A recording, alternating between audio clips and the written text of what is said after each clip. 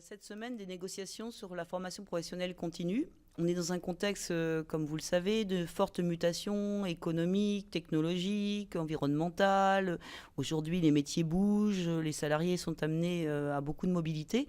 Donc cette négociation est extrêmement importante pour toutes les personnes.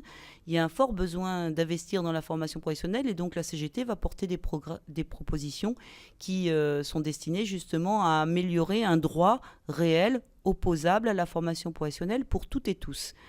Ces propositions, elles portent sur notamment le renforcement d'un certain nombre de dispositifs existants, tels que le congé individuel de formation, le CIF, qui est un dispositif plébiscité par les salariés. Depuis sa création, 1 million de personnes ont eu accès au CIF, mais aujourd'hui, parce qu'il n'est pas suffisamment financé, seule la moitié de ceux qui demandent l'accès au CIF y parviennent.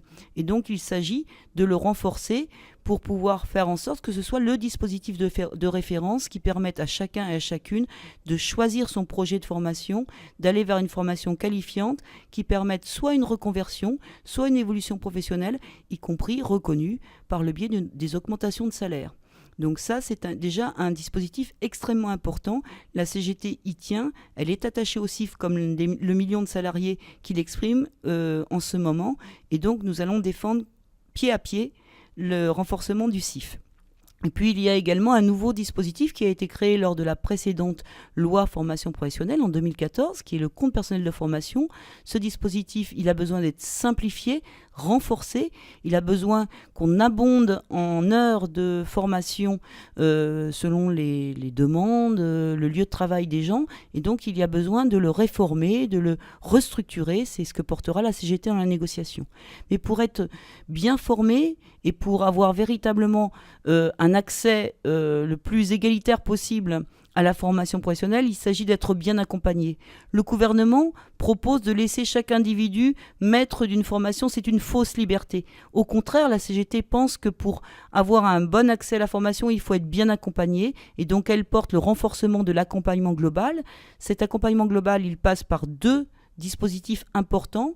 Le premier, le renforcement du conseil en évolution professionnelle et la possibilité notamment d'avoir mieux accès à des bilans de compétences pour faire le point sur son travail et sur ses besoins en matière de formation. Et puis le deuxième, c'est de nettoyer le marché de la formation. C'est à l'encontre de ce que propose le gouvernement, qui propose la marchandisation de la formation. Nous, on propose que ce soit le service public de la formation qui s'impose partout en France et qu'on sorte les organismes qui ont fait leurs preuves, l'AFPA, l'ECNAM, les GRETA, et qu'on institue un service public national de la formation continue qui soit décliné en région et qui soit accessible, gratuit, et qui permette aux gens enfin de pouvoir choisir une formation qui correspond à leurs besoins. Donc voilà toutes les propositions que la CGT va porter lors de la négociation qui s'ouvre vendredi et qui va s'étendre sur la période de novembre à février. Dossier à suivre donc, mais dossier extrêmement important. Et donc, la CGT vous invite à vous intéresser à ces questions de formation parce que c'est vraiment des éléments qui sont de nature à changer le travail dans l'entreprise. Et nous pensons que le travail avec la formation doit permettre à chacune et à chacun de s'émanciper.